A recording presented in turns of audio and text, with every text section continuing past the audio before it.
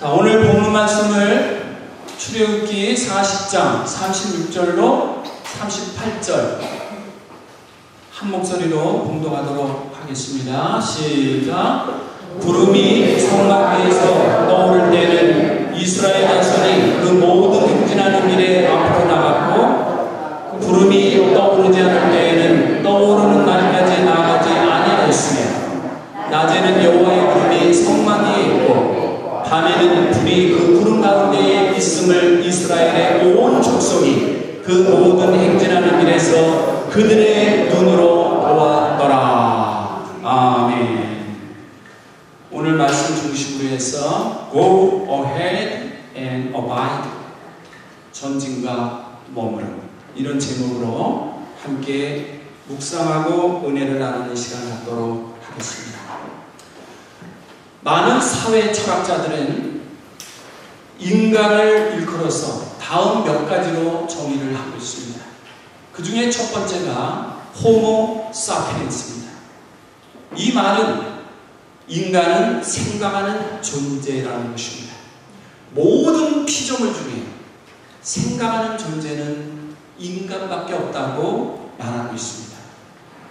두 번째로는 호모 파베르라고 말하고 있습니다. 이 말의 뜻은 인간은 도구를 만드는 존재라고 이야기합니다. 아담과 하와 이래 사람들은 도구를 만들어 왔습니다. 우리가 잘 알고 있는 대로 돌과 돌을 부딪혀서 불을 일으키면서 시작된 도구 이용의 역사는 현대사회에서는 컴퓨터를 만들었습니다. 핵무기를 만들었습니다. 레이저 방사를 만들었습니다. 그런가 하면은 유전학의 발달로 이제는 생명을 복제하는 수준까지 왔습니다. 이렇게 인간은 도구를 만드는 존재로 모든 피조물 중에 가장 뛰어난 존재라고 말하고 있습니다. 세 번째는 호모 루덴스라고 이야기합니다. 이 말의 의미는 인간은 유의하는 존재라는 것입니다. 인간은 즐거움을 느낍니다. 그렇기 때문에 여행도 다닙니다. 레저공을 타고 운동 경기에 참여도 합니다. 서로 만나서 즐거움을 나눌 수 있는 존재, 바로 호모 루덴스라는 말로 표현이 되고 있습니다. 그런가 하면 네 번째는 호모 네간스라는 말로 정의를 하고 있습니다. 이 말의 의미는 인간은 부정할 수 있는 존재라는 것입니다. 무조건 yes, 무조건 okay가 아니라 아니요, 이건 잘못됐습니다 라고 할 수 있는 존재가 인간밖에 없다는 것이죠. 다섯 번째로 호모 에스페란스라는 말로 정의합니다. 이 말의 의미는 인간은 희망적인 존재라는 것입니다. 그렇기 때문에 우리 인간들은 내일을 생각합니다. 미래를 꿈꿉니다. 그러나 짐승들은 희망이 없습니다. 그냥 먹고 자고 싸는 게 끝이에요. 짐승들의 세계에서 돈을 모아가지고 집을 사보겠다라는 꿈을 갖나요? 아니면 아들, 딸 구별하지 않고 둘만 낳아 잘 기르겠다는 가족 계획을 세우나요? 계획을 세워서 오늘은 여행을 어디로 가고 내일은 어디로 여행 가자는 계획을 세우나요? 없습니다. 본능적으로 움직이고 본능적으로 살다가 죽는 것이 동물의 세계입니다. 그러나 우리 인간은 희망적인 존재, 내일을 생각합니다. 미래를 꿈꿉니다. 그리고 설계를 합니다. 그것을 이루기 위해서 달려가는 것입니다. 우리 인간들은 지금도 뭔가를 생각합니다. 뭔가 새로운 걸 개발해서 또 다른 도구를 만들어냅니다. 더 좋은 생을 즐기기 위해서 오늘은 캘리포니아에서 내일은 뉴욕으로, 또 다음 달에는 유럽으로, 또 그 다음 달에는 사이판으로 여행을 즐기며 다니려고 꿈을 꿉니다. 자유를 갈구합니다. 희망을 하고 살아갑니다. 그렇기 때문에 조그마한 돈이라도 모으는 기쁨이 있습니다. 꿈을 꾸고 살기 때문에 그렇습니다. 지금도 많은 사람들은 꿈을 꾸고 희망을 노래하고 있습니다. 그런데 한번 우리 여기서 짚고 넘어갈 것이 있습니다. 많은 사람들이 이렇게 생각을 하고 노력을 해서 핵무기를 만들어요. 중성자탄을 만들어요. 어저께는 뉴스를 보니까 미국에서 무인 우주선을 쏘았는데 한 달 반 만에 화성에 도착을 해가지고 화성에서 탐사 작업을 몇 개월간 한 다음에 돌아온다는 보도가 있었어요. 요새 올림픽 경기 때문에 웬만한 뉴스거리는 다 묻혀버리고 나오지가 않아요. 과학의 기적을 만들어낸 무인 우주선이 화성에 도착했다는 것처럼 놀라운 기적이 어딨어요. 그런데 올림픽 때문에 별로 탑 기사가 못 되고 그냥 조그만한 기사로 처리가 되고 있는 거 대단히 안타까워요. 어쨌든 이렇게 놀라운 기술의 발달, 과학의 발달은 세상을 깜짝 놀라게 만들고 있습니다. 근데 놀라운 거는 이렇게 발달된 세계, 도구가 개발돼서 깜짝 놀랄 만하게 발달된 이 시대에 사는 우리들, 즐거움이 많습니까? 걱정이 많습니까? 한번 냉정하게 생각해 보십시오. 스톡홀름에 국제평화연구소라는 곳이 있습니다. 이곳에서 얼마 전에 한 가지 발표를 했습니다. 그거는 이미 핵무기 전쟁은 통제권을 부수합니다. 아무리 인위적으로 법적으로 통제를 해도 되지가 않는다는 것이죠. 한마디로 현대사회의 평화는 한순간에 전쟁으로 끝날 수도 있다는 것입니다. 지금 전 세계에 배치되어 있는 핵무기가 5만 개가 넘는다고 해요. 5만 기가 넘는다고 해요. 이게 터져버리면 핵겨울이 온대요. 핵폭풍이 일어나면서 구름이 뜨면서 지구가 자동으로 멸망해버리는 재앙을 불러올 수 있는 파괴적인 위력, 이것이 현대사회가 보유하고 있는 어마어마한 핵무기 사회예요. 한쪽으로는 평화를 지향합니다. 한쪽으로는 사랑과 기쁨을 나눈다고 외치지만 한쪽은 위험이 도사리고 있는 것이 현대사회라는 것을 볼 수가 있습니다. 이 국제평화연구소의 프랭크 블락합이라는 국장은 이런 말을 했습니다. 현재 지구촌에는 약 5만여 개의 핵탄두를 보유하고 있으며 그것들을 사용하게 될 경우 세계의 모든 도시는 잿더미로 변하게 될 것이며 그 연기가 태양을 가리게 되어서 소위 핵겨울이 닥치게 될 것이다. 지구는 스스로 멸망할 수밖에 없는 위기가 올 것이다. 무서운 경고를 하고 있습니다.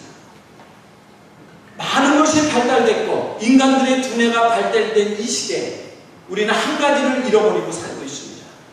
그것은 무엇일까요? 하나님께서 나를 만드셨다는 것을 자꾸 잊어버립니다. 하나님을 바라보는 것을 잊어버립니다. 내가 신앙적인 존재라는 것을 잊어버립니다. 나에게는 영혼이 있고 그 영혼은 하나님의 생기로 부어서 만들어졌다는 것을 망각합니다. 창세기 1장 26절로 27절 이하에 보면 우리가 잘 아는 대로 인간은 하나님의 형상으로 만들어졌다고 했습니다. 하나님께서는 인간들을 하나님을 바라보는 존재로 만든 겁니다. 신앙적인 존재로 만든 것입니다. 그러나 오늘날 많은 인간들은 자기의 두뇌를 믿습니다. 과학을 믿습니다. 그러다 보니까 많은 무기를 개발하고 과학이 발달되다 보니까 하나님은 어디 간지 없고 내가 그 자리에 가 있고 있는 착각의 현상을 이루고 있습니다. 사색이나 도구 제작이나 환락만으로는 안과 밖에서 일어나는 고독이나 절망을 해결할 수가 없습니다. 오늘 우리는 애국을 떠나서 40년 동안의 광야 생활을 통하여 하나님의 섭리를 뼈저리게 깨달았던 이스라엘의 한 이야기를 오늘 본문을 통해서 묵상하기를 원합니다.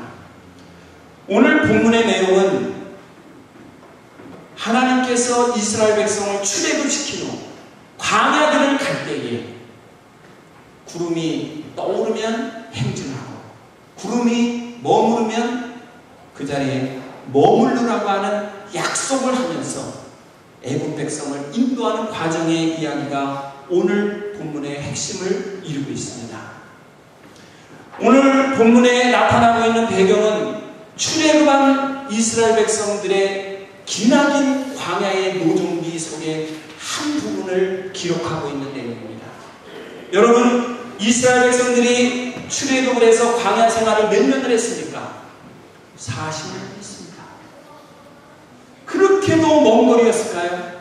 한번 우리는 출애굽의 노정을 잠깐 우리가 살펴보기를 원합니다. 출애굽의 노정은 이집트의 라센스를 출발해서 숫곳을 지나가지고 시나이 반도를 통해서 가나안으로 향하는 코스입니다. 이것을 다른 화면으로 보면 이스라엘 백성이 이집트에서 가나안까지 가는 데는 두 코스가 있습니다.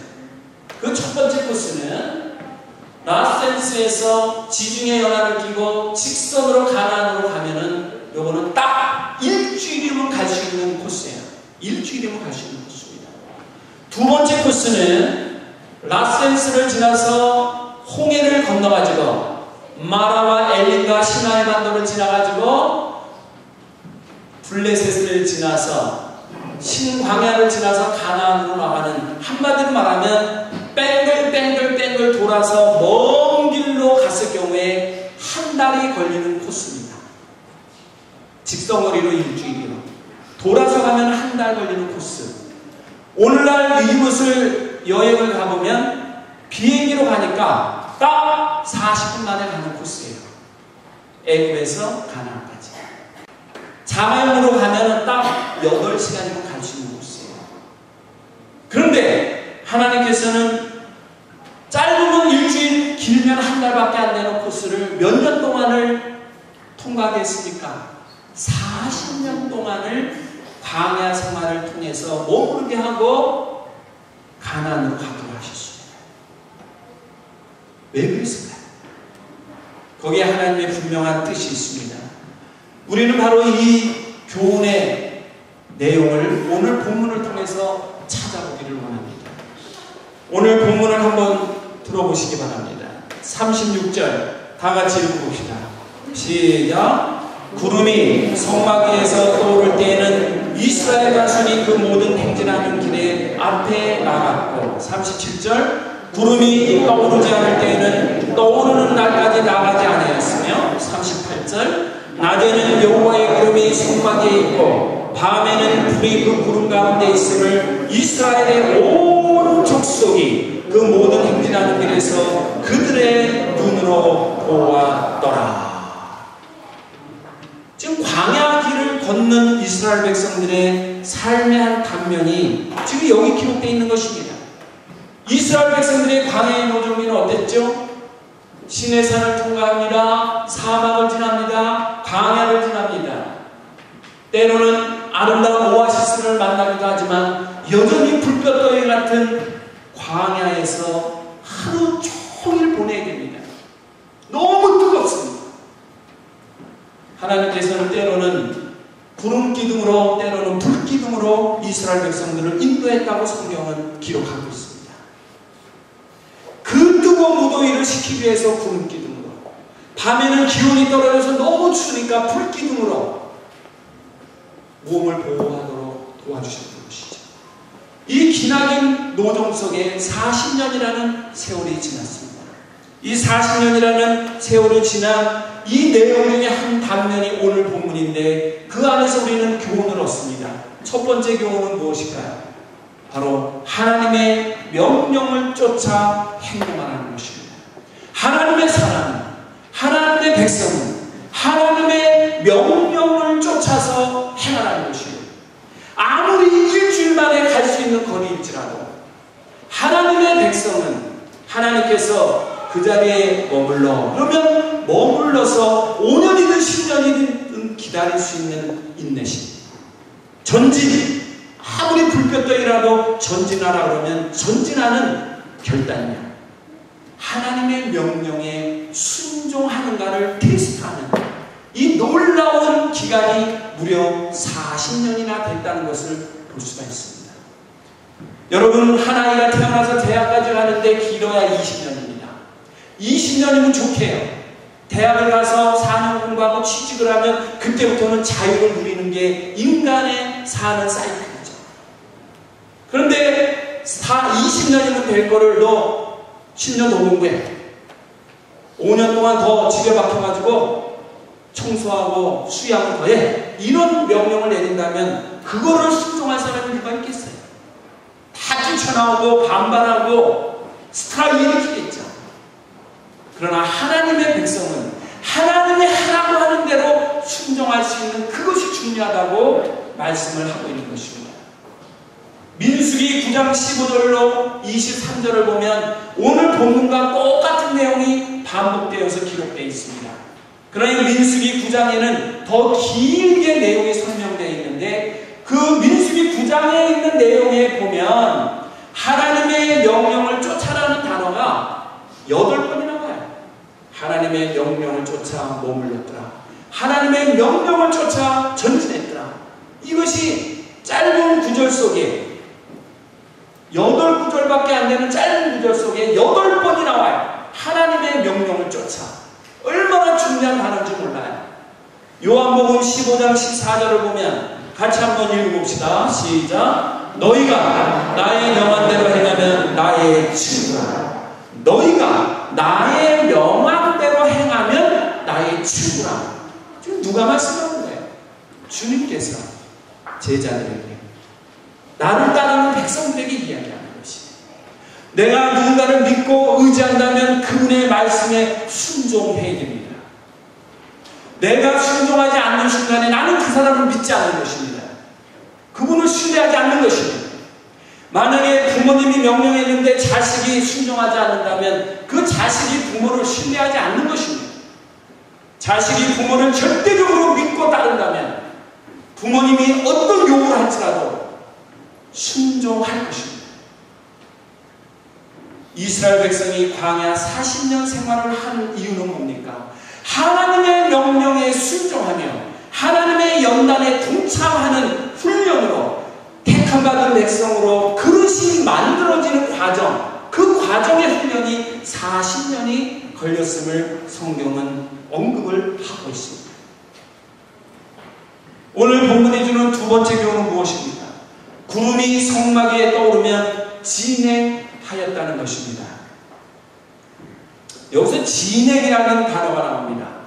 진행이라는 말은 희망과 기대를 의미함과 동시에 성공과 성취와 발전을 의미하고 있습니다. 오늘 말씀의 36절을 다시 한번 보시기 바랍니다. 구름이 성막 위에서 떠오를 때는 이스라엘 자손이 그 모든 행진하는 길에 앞으로 나갔고, 이게 사인이에요. 약속된 사인이에요. 만약에 구름이 떠오르지 않았는데 행진하면 어떻게 돼요? 반칙이에요. 왜? 하나님이 약속을 했어요. 구름이 떠오르면 행진, 구름이 머물러 있으면 머무름. 올림픽 경기가 열립니다. 육상 경기가 어제부터 시작됐습니다. 우사인 볼트는 100m에서 또 1위를 하면서 9초 67로 금메달을 따냈습니다. 총알 같은 사나이였습니다. 우사인 볼트도 만약에 출발 신호가 딱 울리기 전에 떠났다 그러면 실격입니다. 아무리 빨리 달려갔어도 등수 안에 들 수가 없습니다. 그러나 우사인 볼트는 정확하게 출발하라는 신호를 듣고 뛰어서 1등을 했기 때문에 금메달을 땁니다. 그렇습니다. 하나님께서 우리에게 가라고 명령할 때 가고 스톱하라고 할 때 쓸 줄 아는 훈련, 이게 필요합니다. 내가 하고 싶은 거 다 하고 먹고 싶은 거 다 먹고 이래가지고는 하나님의 사람으로 온전히 쓰임 받을 수가 없습니다. 시편 18편에서 다윗은 이렇게 고백합니다. 나의 힘, 나의 반석, 나의 요새, 나의 바위, 나의 강태, 나의 산성 되시는 하나님이라고 고백하면서 하나님을 찬양하는 것을 볼 수가 있습니다. 우리는 여기서 분명히 짚고 넘어가야 될 한 가지 교훈이 있습니다. 그것은 무엇입니까? 내가 아무리 급하고 내가 하고 싶은 게 아무리 눈앞에 보일지라도 하나님께서 안 돼! 그러면 스톱할 수 있는 결단이 필요하다는 것입니다. 또 앞에 아무리 장애물이 있고 아무리 험준한 숲과 강물이 있을지라도 출발하면 도전해서 하나님이 나와 함께함을 믿고 뚫고 나아야 한다는 결단이 필요합니다. 여기에 이스라엘 백성은 전진, 행진 하면은 뛰어갑니다. 오늘 본문이 주는 세 번째 교훈은 무엇일까요? 구름이 성막 위에 머무르면 그 자리에 머물렀다는 것입니다. 여기서 머물렀다는 말의 의미는 무엇을 의미할까요? 머물렀다는 말은 한마디로 절제, 기다림, 인내를 말하고 있습니다. 우리가 살아가는 삶의 과정 속에서 조금만 기다리면 될 것을, 조금만 참으면 될 것을, 그거를 못 기다리고 못 참아서 모든 것을 수포로 돌아가게 하는 적이 얼마나 많이 있어요. 우리가 잘 알고 있는 소돔과 고모라의 비극을 알죠. 그냥 앞만 보고 가면 될 것을, 아우 저 뒤에서 뭐가 일어나지? 뒤돌아보지 말라 그랬는데 그래도 뒤를 돌아보고 싶은데, 그냥 앞만 보고 조금만 더 가면 될 것을 그거를 못 참고 뒤를 쑥 돌아보다가 소금 기둥이 돼가지고 어떻게 돼요? 그 자리에서 생명이 다하는 것을 보지 않습니까? 우리의 생애 속에 조금 절제하고 조금 인내하고 조금 기다리면 해결이 될 것을 그거를 못해가지고 큰 일을 그르칠 때가 얼마나 많이 있는지 우리는 알 수가 없습니다. 바로 여기 머무른다고 하는 이 말의 의미 속에는 우리 삶 속에 전진할 때도 있지만 머무를 줄도 알아야 되는 것이 있음을 가르치고 있어요.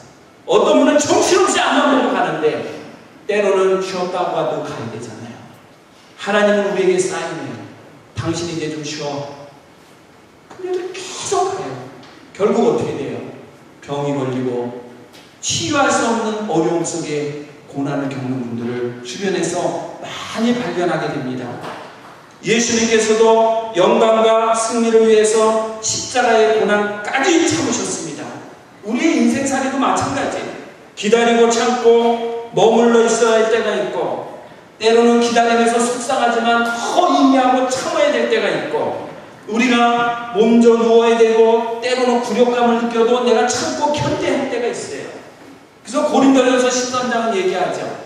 사랑은 언제나 오래 참고. 오래 참고라는 말은 무슨 의미를 동반하죠? 오래 참고. 어떤 분은 이런 얘기합니다. 누군가가 나를 굉장히 괴롭혀요. 힘들게. 사랑은 언제나 오래 참으라 그랬어. 나 참을래. 참어. 또 막 안 한 얘기 했다 그러고 누명을 씌우고 계속 뒤에서 나를 공격하고 괴롭혀요. 그때마다 불이 올라오지만 아니야. 참으라 그랬어. 참. 그래가지고 잘 참았어요. 한 달 동안 잘 참았는데 또 계속 나를 가시로 찌르는 거야. 그러는 순간 나 더 이상 못 참아. 그 순간에 터지는 겁니다. 한 달 동안 묻어놨던 게 핵폭탄으로 터져가지고 그냥 공격을 하는 거예요. 그거는 참은 거예요, 안 참은 거예요? 그건 참은 거예요. 사랑은 언제나 오래 참고는 뭐예요? 끝까지 참아주는 거예요. 끝까지 인내하는 거예요. 여기에 머무름이라는 것은 어떤 훈련이에요? 절제의 훈련이에요. 인내 훈련이에요. 기다림의 훈련이에요. 며칠 전에 어느 분 만나서 대화를 하다가 1.4.5 때 6.25 전쟁이 일어나고 1.4.5 때 피난 오다가 잠깐 가족들이 손잡고 오다가 잠깐 여보 잠깐 있어. 나 빨리 좀 꼭 가져와야 돼 하고 잠깐 가서 5분도 안 돼요. 잠깐 갔다 온 사이에 아내가 없어집니다. 그 많은 인파 속에 떠밀려가지고 막 움직이는데 갔다 왔는데 내가 어느 자리에 있었지? 찾지 못하는 거죠. 휴대폰이 있었으면 그때 전화해가지고 여보 어딨어? 이러면 됐지. 휴대폰이 어딨어요? 모든 통신이 다 끊깁니다. 5분 잠깐 기다려하고 갔다 온 사이가 지금 60년 동안 못 만난다는 거예요. 지금. 그리고 북한에서 아마 사는지도 모르는데 연락을 안 한대요. 지금 만난들 나에게 유익이 없기 때문에, 그분에게도 유익이 없기 때문에 이미 또 또 재혼을 해서 아이를 갖고 이제 나름대로 생활을 하는데 이제 만나서 무슨 의미가 있는가? 잠깐의 헤어짐이 60년을 갈라놓는 비극을 맞이했다는 거예요. 그때 같이 손잡고 갔으면 어때요? 같이 손잡고 어딘지 모르지만 갔다 왔으면 헤어지지 않는 거예요. 우리는 때때로 한순간의 기다림을 포기하고 한순간에 그 절제를 포기하기 때문에 더 많은 것을 잃을 때가 많이 있다는 것을 발견할 수가 있습니다. 그래서 우리는 분명히 기억하셔야 됩니다. 우리의 인생 노정기를 가는 중에 어떤 때는 빠르게 가는 것 같지만 어떤 때는 너무 더뎌요. 너무 힘들 때가 있어요. 그런데 우리 신앙인들은 분명히 기억해야 될 것이 있다고요. 언제든지 하나님이 살아계시다. 하나님은 나와 함께하고 계시다는 것을 잊으시면 안 돼요. 조금 화가 나면 하나님은 안 계신 것 같아 부정하는데 내가 아무리 하나님이 안 계신 것 같다 그래도 하나님은 계신 거예요. 내가 아무리 우리 부모는 없다고 우겨도 부모님은 있는 거예요. 부모 없이 어떻게 태어나요? 자기가 아무리 부정해도 있을 건 있는 거예요. 하나님은 계신 거예요. 사춘기를 지나는 아이들은 때때로 불신앙적인 얘기를 많이 합니다. 그리고 부모님 마음은 아프게 할 때가 많아요. 부모를 아무리 부정해도 부모예요. 아무리 하나님이 없다 그래도 하나님은 계세요. 그거 부인할 수가 없는 거예요. 하나님이 계시다는 걸 인정하면 순간순간 그 하나님이 나와 동행한다는 것을 믿고 나갈 때 어렵고 고난과 힘듦이 와도 감사할 수가 있고 때로는 빠르게 갈 때도 하나님의 인도를 받으며 안전하게 갈 수 있어요. 어느 날 영국의 유명한 대문호 셰익스피어가 런던 외곽에 있는 한 음식점을 방문하게 됐습니다. 당시에 이 셰익스피어는 너무 유명했기 때문에 세계 사람이 다 알고 있는 사람이었어요. 근데 런던의 한 외곽의 음식점을 딱 들어가니까 셰익스피어가 왔다는 얘기를 듣고는 그 식당에서 이제 존경하는 마음으로 다 일어나서 그를 맞이하고 주인이 뛰어나와가지고 아이고 선생님 오셨습니까? 전부 다 맞이하는 거예요. 그런데 그 앞마당을 쓸고 있던 한 청년이 갑자기 빗자루 휙 던지면서 화를 내는 거예요. 근데 셰익스피어가 그 식당에 이렇게 들어가다가 그 젊은이가 빗자루로 마당을 쓰다 휙 던지는 것을 봤어요. 보고는 식당 안으로 들어가지 아니하고 이 셰익스피어가 그 젊은이 앞으로 가요. 젊은이, 왜 속상한 일이 있는가? 그러자 이 젊은이가 얘기합니다. 당신이나 나나 똑같은 남자로 태어났는데 당신은 수많은 사람의 존경을 받고 대접을 받고 이렇게 영광스럽게 어디를 가도 다니는데 나는 맨날 땅바닥만 내려다보고 바닥이나 쓰면서 이렇게 비참하게 사니까 남이 드나드는 길이나 쓸어주면서 왔다 갔다 하니 내 인생이 서글퍼서 탄식을 합니다. 하면서 셰익스피어 앞에서 불평하는 거예요. 그러다 이 셰익스피어가 청년에게 얘기합니다. 바로 이 말을 그 젊은이에게 건넸죠. 여보게, 자네는 결코 내가 지나간 발자국을 쓴 것이 아니라네.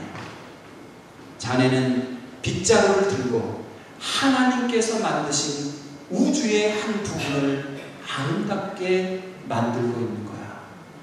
나는 글을 쓰는 은사가 있어서 글을 써서 하나님 앞에 아름다움을 만들어가고 있고, 자네는 빗자루를 들고 우주의 한 구석을 쓰면서 하나님을 영화롭게 하고 있는 거야. 자네나 나는 하는 일이 다르지만 목적은 하나야. 하나님을 기쁘시게 하는 것이지. 그러니 자네는 절대로 추한 것이 아니야. 스스로를 낙담하며 자책하지 말게라. 우리의 목적은 하나야. 무엇을 하든지 하나님을 기쁘시게 하는 삶, 무엇을 먹든지 하나님의 영광을 위해서 하는 삶, 내가 유명해지든 유명해지지 않든 내 삶 속의 성실함이 하나님을 기쁘게 하는 것이라고 확신한다면 우리는 성공한 것이지. 내가 볼 때 자네는 성공한 젊은이야. 어깨를 두드려줬어요. 그 순간 이 젊은이는 다시 한번 두 어깨에 힘이 생기기 시작합니다. 그렇습니다. 우리가 사는 모양은 다 달라요. 생김새는 다 달라요. 배운 학력이 다르고 태어난 고향이 달라요. 가문의 내력이 다르죠. 큰 그릇이 있는가 하면 작은 그릇이 있고 질그릇이 있는가 하면 큰 그릇이 있는 거예요. 중요한 건 뭘까요?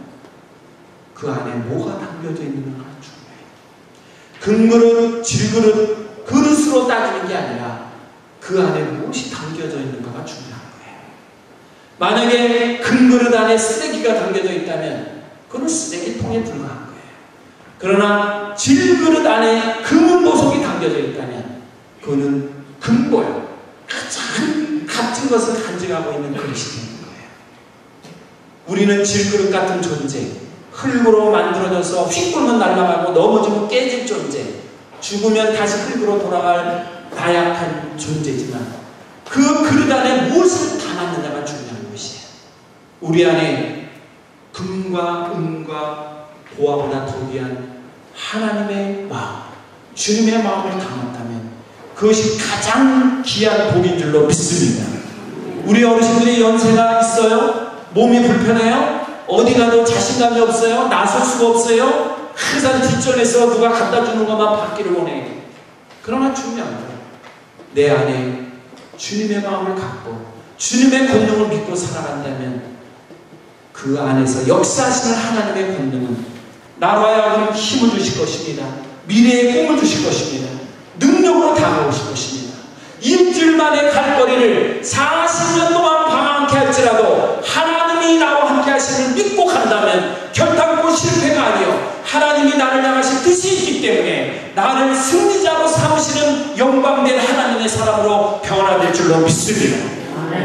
우리 어르신들의 인생사가 70년, 80년 오셨습니다.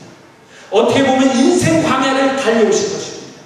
앞으로 몇 년의 광야 인생을 더 가야 될지는 모릅니다. 우리의 초점은 어디에 있어야 됩니까? 하나님이 나와 함께 하고 계시다는 것을 기억하시기 바랍니다. 하나님이 나에게 가라고 하면 가십시오. 나에게 머무르라고 하면 머무르십시오. 내가 가야 할 때와 머물러야 할 때를 구분 못하면 하나님의 사람이 아니에요. 겉으로만 하나님을 믿노라 하면서 먹을 거 안 먹을 거 다 먹어요. 갈 때 안 갈 때 다 가요. 가라고도 안 했는데 가요. 가지 말라고 그랬는데 또 가요. 가라 그랬는데 또 안 가요. 지멋대로 해요. 그거는 하나님의 사람이 아닙니다. 이번에 유도에서 금메달을 딴 3명의 선수가 토크쇼에 나가서 대담하는 것을 봤어요. 런던에 가가지고 직접 토크쇼를 해서 한국으로 보내서 방송이 나온 걸 봤어요. 유도에 아깝게 동메달을 딴 조진호 선수, 금메달을 안겨준 김재범, 그리고 송대남, 이 세 선수가 나왔는데 김재범 선수에게 이런 질문을 했어요. 김재범 선수 그랜드 슬램을 이루셨죠? 그랜드 슬램이라는 것은 무엇을 의미하냐면 세계에 권위 있는 대회에서 다 금메달을 따는 것을 그랜드 슬램이라고 해요. 그래서 김재범 선수는 지금 28살인데 아시안 게임에서 자기 유도 종목에서 금메달, 아시안 게임, 세계 선수권 대회에서 금메달, 그리고 이번 올림픽에서 금메달. 그래서 그랜드 슬램을 이뤘어요. 그래서 기자가 물어봤어요. 이렇게 그랜드 슬램을 얻은 영광 얼마나 기뻐요. 근데 당신이 이번에 금메달을 따는 순간에 그 기쁨을 억누를 수 없어서 두 손을 하늘에 들고 주저없이 뛰어다니다가 무릎을 꿇고 앉아서 울고 통곡을 하다가 코치를 끌어안고 둥실둥실 뛰어다니는 그 모습을 봤는데 그 세레모니, 그 제스처는 어떤 제스처였어요? 하고 기자가 물어봤어요. 그랬더니 김재범 선수가 하는 얘기가 저는 지금 몸이 성한 데가 없습니다. 어깨도 탈골됐고 손가락에 인대가 끊어져서 손가락을 필 수가 없고 온몸이 지금 여기저기 은어맞고 부러지고 다시 꼬매고 땜빵하고 온몸이 다 병동이 종합병동. 근데 오로지 이 금메달을 위해서 수술하는 것도 안 하고 치료받으려는 것도 안 하고 이 올림픽이 목표였기 때문에 여기까지 왔어요. 모든 의사들이 얘기했습니다. 자네 이번 올림픽에 나가면 안 돼. 너 이번에 올림픽 나와가지고 다시 한번 넘어져서 뼈에 손상이 오면 다시는 회복이 안 되는 장애인이 돼. 지금 수술을 하고 1년 이상 쉬어야만 다시 선수 생활을 할 수 있어. 그럼에도 불구하고 자기는 모든 사람의 권위를 부리치고 출전했대요. 놀라운 거는 예선전도 못 치르고 돌아올 거라고 예언했던 의사들의 그 말을 무색하게 할 정도로 금메달을 따냈는데 이거는 내 힘으로 된 게 아니라는 겁니다. 그러면서 고백해요. 저는 크리스찬입니다. 저도 모르는 힘이 내려왔어요. 저도 모르는 능력이 내려왔어요. 내 안에서 솟아났어요. 그리고 이 팔을 이렇게 올릴 수가 없고 여기까지밖에는 못 올라갔어요. 그런데 게임할 때 이게 올라갔어요. 그래서 내 패대기를 쳤어요. 내 힘으로는 안 되는데 어디선가 힘이 내려왔어요. 그 능력이 있었어요. 그분이 너무 감사해서 그분 앞에 감사해서 두 손을 들고 그분께 영광을 돌리며 매트를 뛰어다니다가 땅을 치고 풍고하다가 코치를 부둥켜 안고 울었다고 고백합니다. 김재범 선수 속에는 하나님이 계셨어요. 하나님의 권능이 있었어요. 그의 삶에서 하나님이 나와 함께함을 믿는 지점이 있었던 것이에요. 그래서 그는 몸이 산산조각이 나지만 꿈을 이루기 위해서 달려갔고 꿈이 이루어지는 순간에 그 하나님께 영광을 돌리기 위해서 두 손을 들고 하나님 영광 받아주셨었어. 하나님 영광 받았어요. 그래서 매트를 돌다가 전 세계로 중계방송되는 그 생방송에 하나님께 영광 돌리는 모습을 보여주고 싶어서 하나님께 영광을 돌리다가 너무 감사해서 땅을 치고 통곡을 하다가 함께 고생한 감독을 끌어안고 춤을 췄다고 고백했어요. 이제 그는 선수 생활을 그만둬도 한없답니다. 이제 기국에서 수술을 하면 2년 동안은 아무것도 못한답니다. 회복할 때까지. 그렇습니다. 하나님이 함께 하시는 일은 내 상상을 초월합니다. 내가 할 수 없는 것도 하게 합니다. 여기 장벽이 있는데 저 뒤에 있는 걸 보게 하시고 장벽을 통과케 하시는 능력을 주시는 것입니다. 전진과 머무르는 하나님의 명령에 순종하는 삶을 얘기합니다. 나는 연약하지만 하나님이 함께 하시면 가능해지는 것입니다. 하나님 앞에 순종하며 비록 하는 것이 더디지만 하나님의 역사는 나를 통해서 이루어지는 것입니다. 그래서 오늘 본문은 분명하게 우리에게 말씀하지 않습니다. 같이 한번 읽어보겠습니다. 우리의 갈 길은 멀고 험하지만 순간순간마다 하나님의 동행하심을 느끼면서 전진하든지 머물러 있든지 하나님과 함께하는 생활을 하는 것이 중요합니다. 사랑하는 우리 어르신들, 오늘 이 말씀 꼭 기억하세요. 다시 한번 이 오늘 본문을 들고 같이 읽고 마치기로 하네요. 36절부터 오늘 말씀 묵상하면서 읽겠어요. 시작. 구름이 성막 위에서 떠오를 때에는 이스라엘 자손이 그 모든 행진하는 길에 앞으로 나갔고 구름이 떠오르지 않을 때에는 떠오르는 날까지 나아가지 아니하였습니다. 낮에는 여호와의 구름이 성막 위에 있고 밤에는 불이 그 구름 가운데 있음을 이스라엘의 온 족속이 그 모든 행진하는 길에서 그들의 눈으로 보았더라. 아멘. 기도하겠습니다.